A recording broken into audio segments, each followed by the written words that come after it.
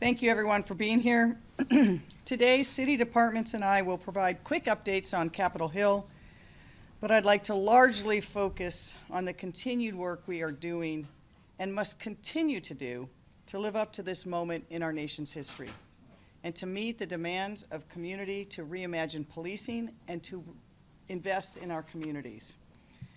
For weeks, we had peaceful demonstrations on Capitol Hill. While thousands have peacefully protested in the area over the last weeks, the public safety threats in recent weeks have been well documented. The multiple acts of gun violence have resulted in tragic deaths of 2 individuals, both of them teenagers. Multiple others were seriously wounded. For weeks, I have been consulting with city departments and particularly with Chief Best and Chief Scoggins on the best ways to reduce the number of people in the area, provide services to homeless individuals, reduce impacts to neighborhoods, and increase public safety.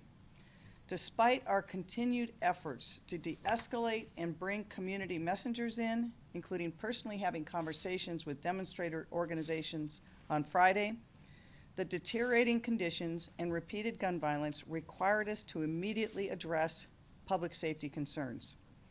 From conversations over the weekend, it was clear that many individuals would not leave and that the impacts to the community could not be reduced and public safety could not be improved until they did leave. An operation of this scope and magnitude takes significant resources and planning, particularly by the Seattle Police Department. Over the last 2 weeks, city departments and SPD, under Chief Best's leadership, have been devising a range of operational plans. I am very grateful for Chief Best's leadership and for SPD's work. For days, they have had to design and practice the operation that began this morning. So late last night, after consulting with Chief Best and my other departments, I issued an executive order asking city departments to work together to address public health and public safety concerns, as well as the sustained damage to Cal Anderson Park and the East Precinct area. I'm hoping to meet with the families of the gun victims so I can directly express my condolences for the loved ones they lost in those senseless acts of violence. I know they too have been on Capitol Hill. These acts of violence hurt our whole community, and they are also in direct contrast to the message ringing from the streets that Black Lives Matter. I will continue to refocus our energy on the hard but critical work to answer the voices demonstrating and demanding change, to reimagine with Chief Best what policing looks like in our city, and to invest in the true health and safety of our communities. No city, including Seattle, will dismantle centuries of systemic racism overnight. But we must act now. We must answer to history. I said from the onset that Capitol Hill has a rich history of being at the epicenter of protests and change. I marched and participated in many events on Capitol Hill, particularly for LGBTQ rights. Capitol Hill is the heart of the gay community. Cal Anderson Park is named for the first openly gay state legislator, and East Barbara Bailey Way that leads to the park is named for Barbara Bailey, a lifetime community leader and friend. But now that space has a new and shared history of civil rights. There is no question we must find a way to memorialize that history that has transpired there over the last month. Our parks and arts departments are actively working with the individuals who are maintaining the community garden and with artists to preserve their work. But we will also engage community, residents, and businesses on how we can memorialize the protests in the public realm, such as a new garden, a speaker's corner, or new art. For the many arrests this morning, I believe charges should not be filed against the individuals arrested only for misdemeanor obstruction, failure to disperse, or trespassing. I fully support SPD's operations this morning, and the arrests and bookings were appropriate. But as we move forward in healing, alternatives to charging and criminal sanctions are also important. In a moment, I'll speak more on how I am thinking our city priorities can answer community demands. But I want to speak briefly about the future of the East Precinct and Capitol Hill community. Part of rethinking policing should also be the long-term failures of how police and community resource are present in community. We need to have true community spaces with connections to community-based organizations, health clinics, and restorative justice programs. Capitol Hill was the entrance to the Central District, where Black community and communities of color can no longer call home. When I grew up, the Central District was about 75% African American. Today, it's less than 14%. Their histories, their shops, their homes, their gathering spots have largely been erased. But strong reminders of the work we have to do remain. One of our city's oldest churches, established in 1886, First AME, sits just a block from the East Precinct. I've been working and talking with Black leaders on a plan to create a space on Capitol Hill to support community voices in rethinking and reimagining policing and the greater investments we need to make in Black prosperity, health, and brilliance. These conversations are ongoing and must be led by community itself. We hope to have more to share on that soon. In addition, I want to thank again Reverend Harriet Walden for her leadership in reminding us of the importance of the East Precinct, whose history is rooted in Black-led organizing. In addition to resources in the budget, she will be leading outreach about long-term futures of the East Precinct. I truly believe we can reimagine the space, a shared space, including a community room in the East Precinct and things in and around Capitol Hill and the East Precinct. In order to move forward, we must recommit to the message that brought tens of thousands of residents from in and around the city to the streets, demanding change. We must remember that it was the unjust murder of George Floyd that ignited a global movement, including here in Seattle, calling for changes to policing, a concerted effort to undo centuries of systemic racism, and broad investments in community. I am committed to this work, and it's there where I spend and focus my energies. After meeting with community leaders and organizations, demonstrators, business, and residents in the last 3 weeks, and hearing their demands for change, my administration and I are focusing on key areas to address the systemic inequities in Seattle. First, investing in Black communities. Second, investing in young people.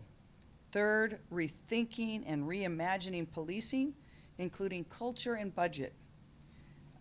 Last, accountability and reform, including statewide reforms of laws governing police unions and investigations. True public safety comes from a healthy and resilient community, and that's only possible if we invest in them. For the last year, we have been working to return legacy properties to the Black ownership. These include Bird Bar Place, formerly known as Camp, and the Central Area Senior Center. We've been in close communication with Africatown about them acquiring Fire Station 6. Last week, their architect in the city had a walkthrough of the facility, and we look forward to continued discussions. Community leaders have stated that the long process is part of the problem, and I agree. We are going to expedite it. I've also committed to investing $100 million in my 2021 budget directly into community investments focused on improving the lives of our BIPOC communities. We have to invest in young people and youth opportunities. We cannot achieve justice without educational justice. This truth is what guided our city on programs over the last 2 years of being mayor, including making free college for every Seattle high school student a reality, and ensuring that we have free transit passes to get them to and from school or anywhere in their city. As an intermediate action, as part of my budget rebalancing package, I committed $5 million for mentoring and summer learning for Black youth. My office has been working with DEAL and community stakeholders on a proposal to allocate those funds, and they should be ready to announce soon.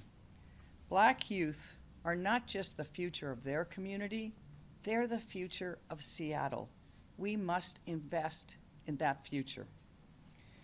We will be rethinking and reimagining policing, including budgeting, and have been working very closely with Chief Best, who is one of the best leaders in this country on policing, and herself is committed to seeing that we can protect public safety and at the same time reimagine how our department does its work.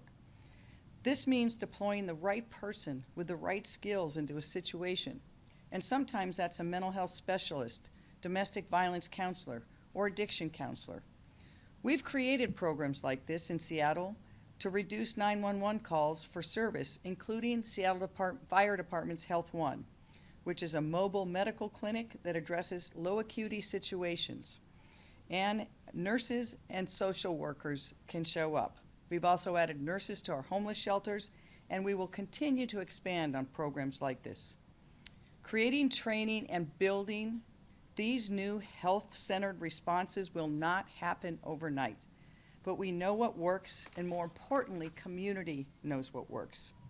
As an immediate step, tens of millions of dollars have been cut from SPD's budget, but Chief Best is conducting a deep review of the budget to assess what functions might be moved to other departments and what the core functions of the department are. She and I will never compromise public safety, but we believe we can reimagine policing and invest in community. Let's lead the nation, Seattle, and show how this work can be done. In addition to making SPD's budget transparent, I'm committed by finding more ways to partner with the community to ensure that they have a say in what policing looks like in our city. BIPOC communities have been left behind for far too long, and it's imperative that our budget reflect our commitment to investing in those communities. Undoing centuries of systemic racism will not happen overnight, as I've said before. But I do believe Seattle can lead the way in addressing injustices and ensuring everyone, regardless of their race, can achieve their full potential. Racism is hardwired into our institutions and permeates almost every aspect of our society. We can only begin to undo the trauma and injustice by centering the voices of the people who have been most impacted. What I'm committed to doing is putting in the work and working with community to creating that true, lasting, generational change that this time in history demands of all of us. I ask the rest of Seattle to join me in that. And now I'll give you Chief Best.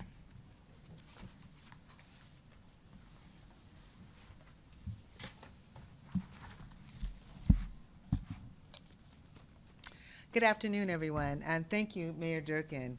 I want to start off first by thanking the men and women of the Seattle Police Department for their work in the East Precinct this morning. We've had a tremendous citywide effort today. Hundreds of police officers from Seattle and our mutual aid partners from Bellevue and from the Washington State Patrol focused on one task: peacefully assisting with the long and difficult job of cleaning up these streets. Since 5 o'clock this morning, we've made over 36 arrests for failure to disperse, obstruction, assault, and unlawful weapon possession, and a few other crimes. If you have watched the news footage, you have seen how absolutely devastating the damage to this neighborhood is. I can tell you personally, after walking through the area, we walked the full perimeter, I was just stunned by the number of, the amount of graffiti, garbage, and property destruction. As we walked around the neighborhood, many people were coming out of their apartments and homes and thanking the officers profusely for being there and for helping to clean out the area. So we don't even know how much trauma people were experiencing because of what was happening in that area. Our officers are now inside at the East Precinct, surveying the damage and assessing when we'll be able to return to the building and to return to serving the people in the area. I want to have our officers back in the precinct so we can reduce the call times for 911 responses to calls for service and be more receptive to the needs of the neighborhood. I want to close by saying A big part of the work before us is creating a framework, a plan for what community safety will look like in Seattle from here on out. I have heard the demands for change. I agree change must happen, but this is nothing we can do alone. We need to re-envision community safety together. This isn't about reform and outlines mandated by a court. This is about humanity. This is about breaking down systemic racism and letting the community lead the effort for reconciliation and for peace between community and police. And following will be Sam Zimbabwe from SDOT. Thank you. Sam Zimbabwe, the Director of the Seattle Department of Transportation. Just very briefly, our activities today, starting a little bit before 7, we had crews on the ground, about 35 to 40 people overall throughout the day, removing the traffic control that was there, concrete barriers, other signs that had been installed to change the traffic pattern and resetting the traffic pattern as it had been previously. That went very successfully. All of the concrete barriers that had been there before have been removed. We have installed some concrete barriers to create a safe perimeter around the East Precinct, just immediately adjacent to the curb lane. I'll also talk very briefly about our next steps with regards to art and art that was produced in the protest zone. We've been working with the CHOP Council and artists that had produced art in the area as we were taking apart barriers and disassembling what was up there. We worked with artists to secure that, bring it off-site so it can be secured. The city does not have is not taking ownership of that in any way. We're trying to facilitate the next steps with community around what can be done, how that can be repurposed, how that can be something that's shared. We are not seeking to take ownership at all of art and have sought to preserve and protect that. We have secured what was there, brought it to a secure offsite location. And I think I will turn it over to Jason Johnson from the Human Services Department.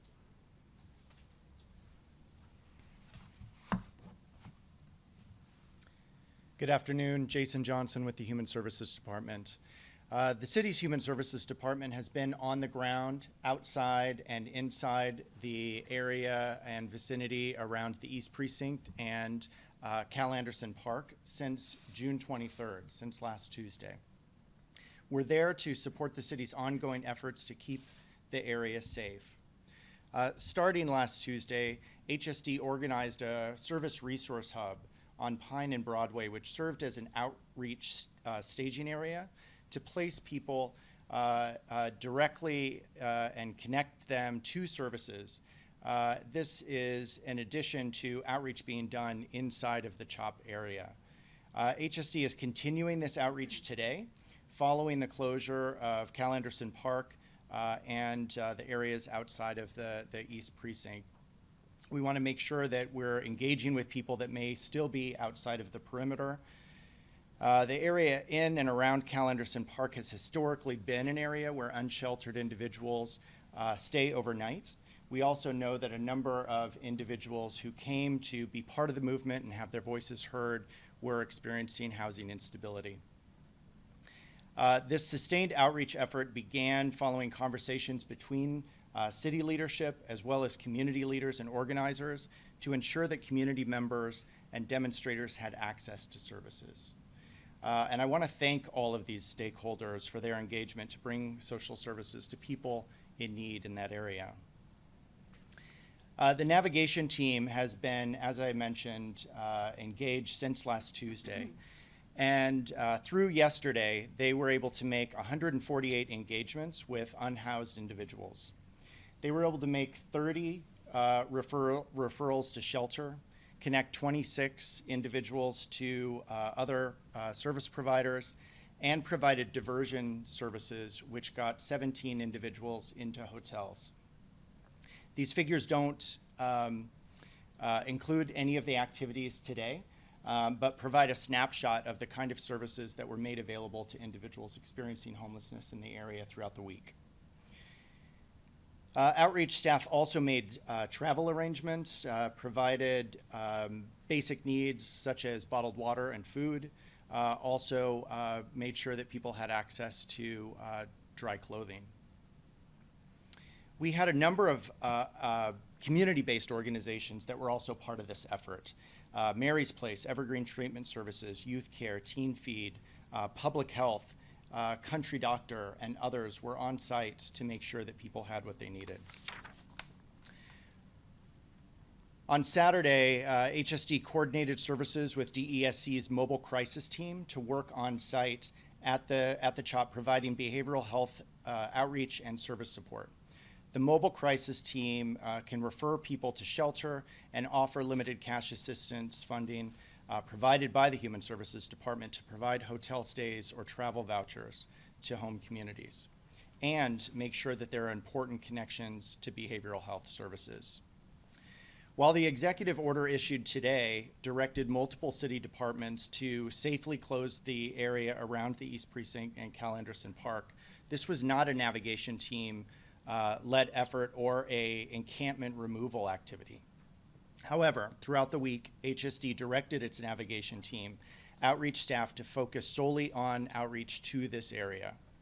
Outreach workers had access to city-funded shelters, such as tiny house villages, enhanced shelters, de-intensification shelters at some city facilities, as well as the recently reopened City Hall shelter. All resources generally reserved for the navigation team outreach. On average, the outreach specialists were out in the field with around 53 available shelter beds every day.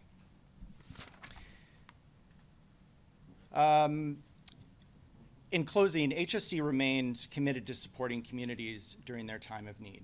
We saw great need in this area. It's why we wanted to be engaged. It's why we continued to be engaged even today. I want to thank the organizers, leaders, community members, and city staff who stayed in communication and coordination with one another throughout the demonstration and throughout the departments and city efforts. Because of these cooperative efforts, people were connected to shelter, received services, and at the very least were connected to someone who cared and could help them navigate. Thank you. Sorry, I didn't introduce you. Good afternoon. My name is Jesús Aguirre. I'm the superintendent of Seattle Parks and Recreation. So this morning, after the other agencies did some of their work, Seattle Parks and Recreation crews went into the park to continue the work of cleaning, begin assessing the damage, and begin some of the repair in the park.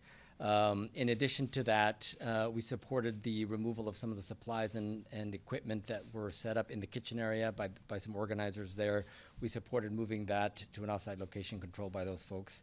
Also worked with the gardening organizers to secure some of the plantings there. We're actually going to be storing some of the plants in our greenhouse as we begin a discussion about a permanent presence for a garden at Cal Anderson.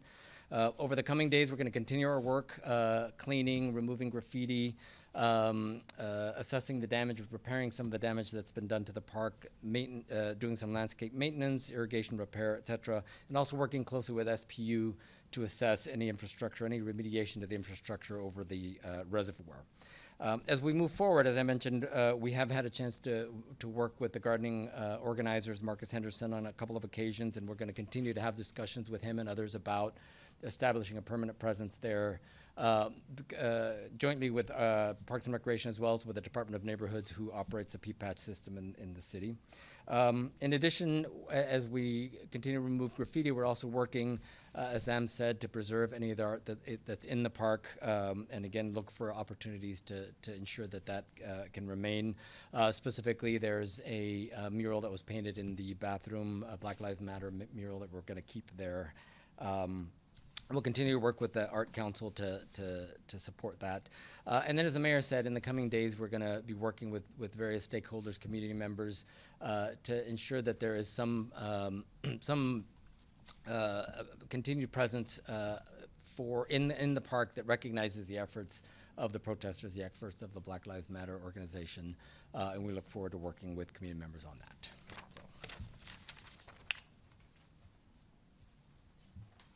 Thank you. I want to note again, this shows just a part of what went into this morning, but over the last 3 weeks, almost every city department was touched in some ways by either supporting protesters, trying to mitigate damages, trying to provide services. It was always a very fluid situation in that area. And in talking to Chief Best and others, we worked very purposefully over the last weeks to make sure that those who were there for protest could exercise their First Amendment rights.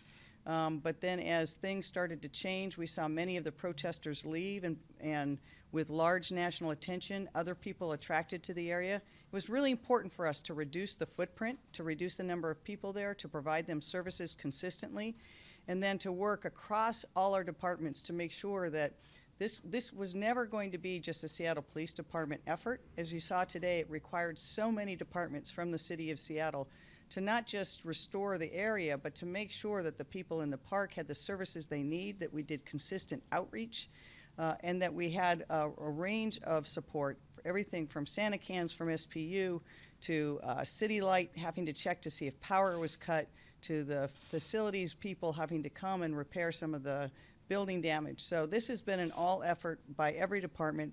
But I particularly, Chief Scoggins isn't here, couldn't be here, but I want to thank him and Chief Best for their very strong leadership over the last 3 weeks, but even before that, throughout the pandemic. But it has been Chief Best who has had a very steady hand, and her team. I can't thank the Seattle Police Department and the officers of the police department today for their work. We saw very volatile situations last week where other city departments could not respond because of the volatility of the area, and that meant that the Seattle Police Department had to take a greater role. So I want to thank them for that, and with that, we'll take some questions. Mayor, one moment, please. Just as a reminder, Mayor, I will let you first address some questions in the room, then we will go to people on the WebEx, and then we'll come back to you. 2 in the room, 2 on the web. That sounds great. Sounds good. Hi, Mayor. We heard from some people who say the city is ultimately responsible for the loss of life, for not stepping in quicker to clear it. What regrets do you have in how the city has handled this? I think I deeply, deeply regret the loss of life, and as I said, I want to meet with the families to express my condolences. We'll have lots of opportunity to do after actions on what people could have done at what junctures. As you saw this morning, an operation of this scope and magnitude takes very careful planning across many departments. And with the number of people who had been in that area previously, we would not have been able to do this operation. If you have thousands of people in there, it's a very different operation than if you have 100 or fewer. You know, a number of business owners within the CHOP area have been quite frustrated at how long it has taken to what we saw this morning.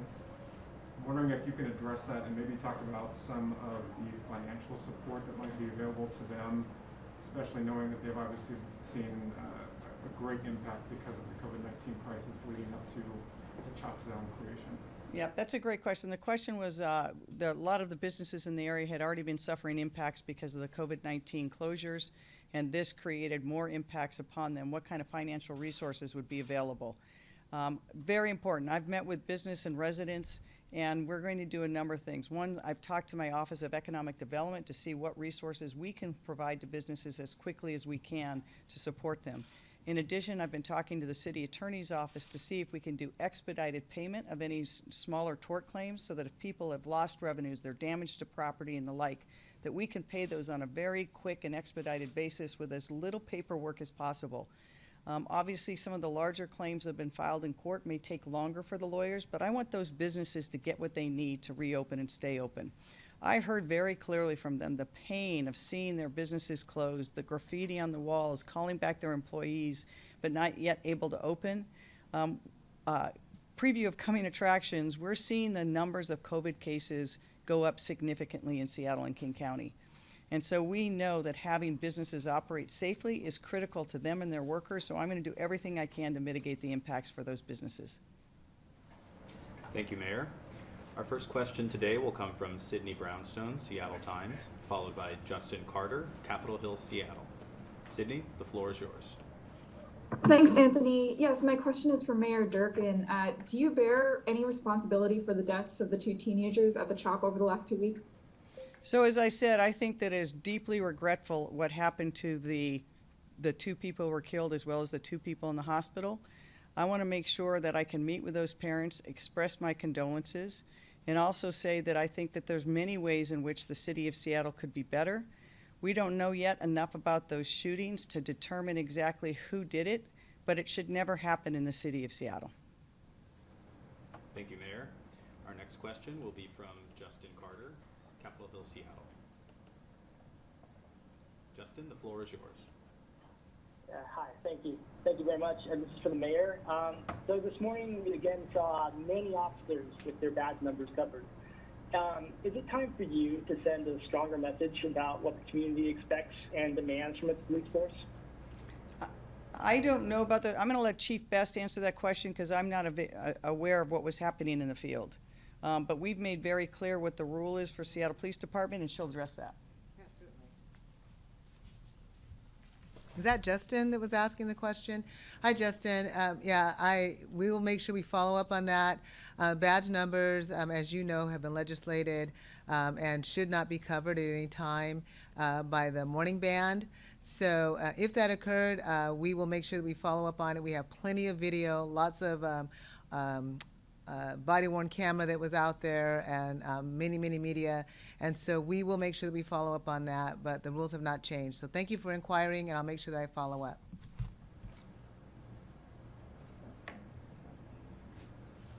Great. Thank you very much, Chief, and thank you, Mayor. Our next question will come from Lily Fowler, Crosscut, followed by Hannah Scott, Cairo Radio. Lily?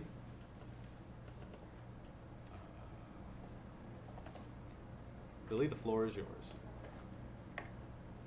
Okay, thanks. This question is for Mayor Durkan. Just wondering what she makes of the statement that was released today by Attorney General William Barr praising the action that took place this morning. And then I think Trump's spokesperson also said something about restoring order. So thank you for the question, Lily. I think I've made it clear from the outset that I don't think that the president or his administration's comments have been helpful. In fact, there's no question that they have made the situation more volatile, including some threats on Facebook that some patriots would come this 4th of July to liberate the area. I think that's made it more difficult. I would urge the Attorney General to restore lawfulness to Pennsylvania Avenue. Thank you, Mayor.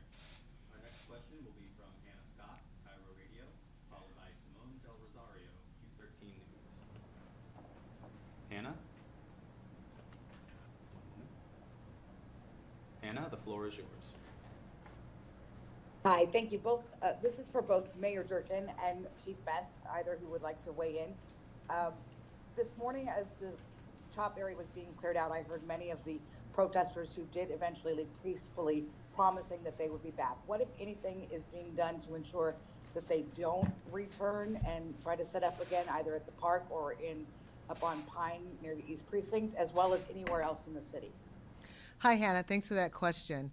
First, let me just start by saying that we respect everyone's right for First Amendment free speech. So if they want to come back, if anybody wants to protest and do so peacefully and exercise their right, we certainly encourage that. What we can't have is what we saw there, an area where people were entrenched, where crimes and lawlessness were occurring, where people were being assaulted, raped, robbery, and as you know, 2 murders. So there's no situation or circumstance that I can see where as a police chief I would condone that kind of behavior going on in any part of the city at any time, which is one of the reasons that when we were able to get a good plan in place, we operated on it. So, again, we support people's First Amendment free speech rights, but we certainly can't condone or promote lawlessness in any area of the city. Thank you, Chief. Our next question will be from Simone Del Rosario, Q13 News, followed by David Douglas, NBC News. Simone, the floor is yours. I'd like to follow up on what Hannah was talking about there for the mayor or for the chief. There's conversation on the ground about moving the occupation elsewhere. What will the city's response be if these protesters decide to occupy elsewhere? Will you allow them to set up camp like they did outside the East Precinct as long as there's not that lawlessness that the chief just mentioned. So again, I want to echo what the chief said, is we strongly support the First Amendment rights to protest, and we have seen that in Seattle over the last 3 weeks, where tens of thousands of people have taken to the streets, sometimes in one march, and we will be guided by each situation as it presents itself. We will support the right of free speech, but we will not support the right of people who are creating a situation like we had on Capitol Hill that ended up in violence and disorder in the way that it did. Thank you, Mayor. Our next question will be from David Douglas, NBC News, followed by Kara Kostanich, Homo 4.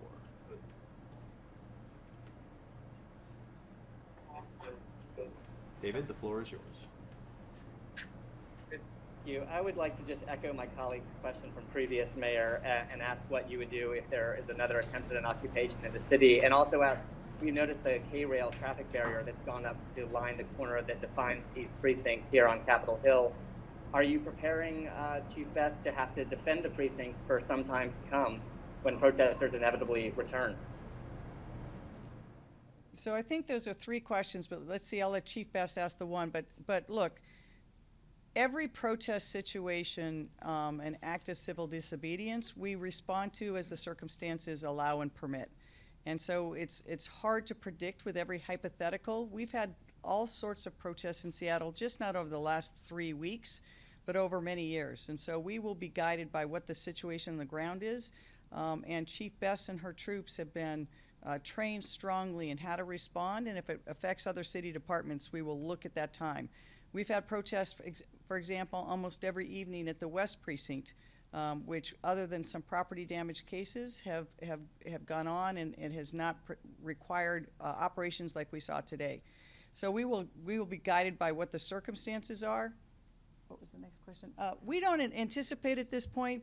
We think that with the streets open, we're hopeful that Seattle, Capitol Hill can return to normal, that businesses can open, that everyone can enjoy that park. It's going to take us some time to restore the park and actually reopen the park. So I think that I will let the chief address what their plans are for the East Precinct.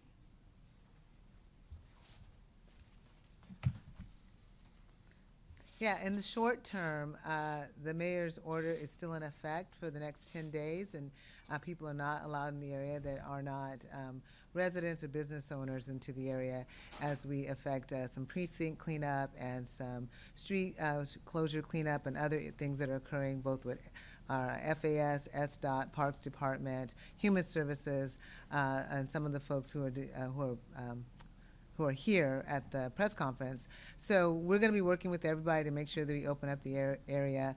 You know, you choose the word inevitable. I don't know that that's necessarily accurate. That's certainly your assumption. But we do know, again, that we support people's First Amendment free speech right, that we're going to make sure that we try to expedite and help people in that process. But again, if people hunker in and there's lawlessness, you know, then we have to react and respond. And I think that's what you're really asking. And like I said before, and I'll repeat, and there's not going to be a situation ever as a police chief where we're going to be okay with illegal acts in the city. So we're going to work really hard to make sure that we keep all of our community safe that lives there. Thank you, Mayor, and thank you, Chief. Our next question will be from Kara Kostanich, followed by our final question from Rachel Abrams at New York Times. Kara, the floor is yours. And this is a question following up on a couple of other questions we've heard. Chief Best, can you specifically address what the plan will be for protecting the East Precinct or other SPD facilities to make sure they aren't targeted again? Perhaps will you have boots on the ground outside these facilities? Well, certainly we're going to have additional presence in and around the East Precinct and other areas. Is, as the mayor said earlier, we're going to respond as the situation presents itself to us in the best way that we can to make sure that we provide public safety to everyone involved. So that generally is the plan. In some cases, that might mean additional resources. In some cases, it may not. So all of that is going to be determined based on what we're presented with in the area.